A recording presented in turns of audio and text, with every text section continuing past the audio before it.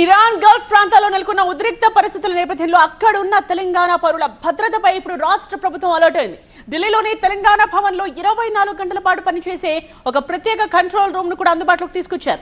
యుద్ధ వాతావరణం వల్ల ప్రభావితమైన ప్రాంతాల్లో ఉన్నవారు ఇబ్బందులు ఎదుర్కొంటే వారికి తక్షణ సహాయం అందించేందుకు అధికారులు చర్యలు చేపట్టారు.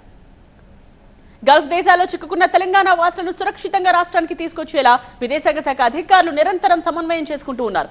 సంబంధిత దేశాల్లోని భారత రాయబార కార్యాలయాలతో సంప్రదింపులు జరుపుతూ అక్కడి పరిస్థితులను ఎప్పటికప్పుడు సమీక్షిస్తూ ఉన్నారు. బాధితుల కుటుంబ సభ్యులు ఆందోళన చెందకుండా వారికి సరైన సమాచారం చేరవేస్తూ ఉన్నారు. ఇందుకోసం ప్రభుత్వం పలు హెల్ప్ లైన్ నంబర్స్ ఏర్పాటు చేసింది.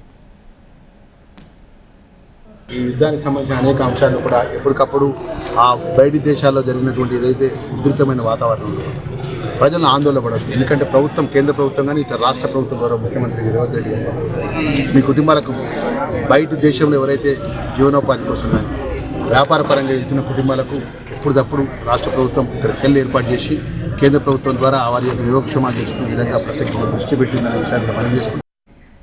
దీనికి సంబంధించిన లేటెస్ట్ అప్డేట్స్ ని స్పెషల్ కరెస్పాండెంట్ ప్రభాకర్ లైవ్ లో అందిస్తారు. ప్రభాకర్, ఏంటి సిచ్యువేషన్?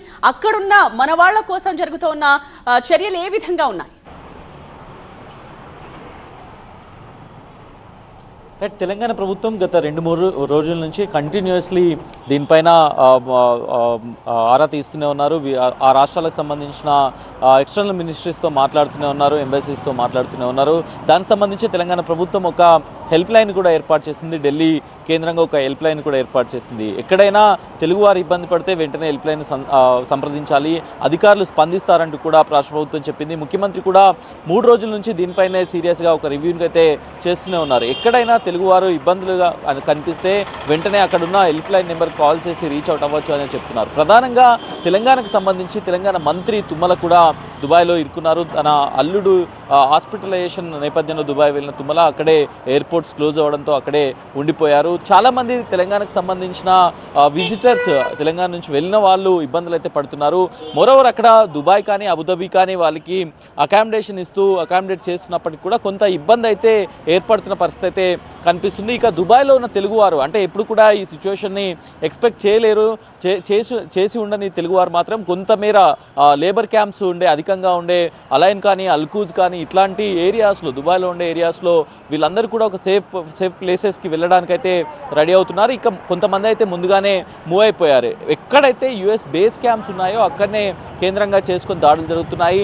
సో అక్కడ ఆ సౌండ్ అంతా కూడా భయపెడుతున్న నేపథ్యంలో వారంతా కూడా వెళ్తున్న పరిస్థితి. ఖతార్లో అదే పరిస్థితి ఉంది, కువైట్లో అదే పరిస్థితి ఉంది. సో ఈ మొత్తం కూడా అలర్ట్ అయిన రాష్ట్ర ప్రభుత్వం వారికి ఎప్పటికప్పుడు కూడా అసిస్ట్ చేయడానికి రెడీగా ఉంది. అధికారులు కూడా 24/7 హెల్ప్ లైన్ కూడా ఉండబోతుంది. జీసీసీ కంట్రీస్లో, గల్ఫ్ కౌన్సిల్ కంట్రీస్లో ఉన్న ప్రతి ఒక్కరు కూడా అప్రమత్తంగా ఉండాలని ఏదైతే రాష్ట్ర ప్రభుత్వం చెప్తుంది. సో మొత్తానికైతే తెలంగాణ వారు, తెలుగు వారు ఎక్కడున్నా కూడా అప్రమత్తంగా ఉండాలి, హెల్ప్ లైన్ నెంబర్ని రీచ్ అవుట్ కావాలని అయితే ప్రభుత్వం చెప్తుంది.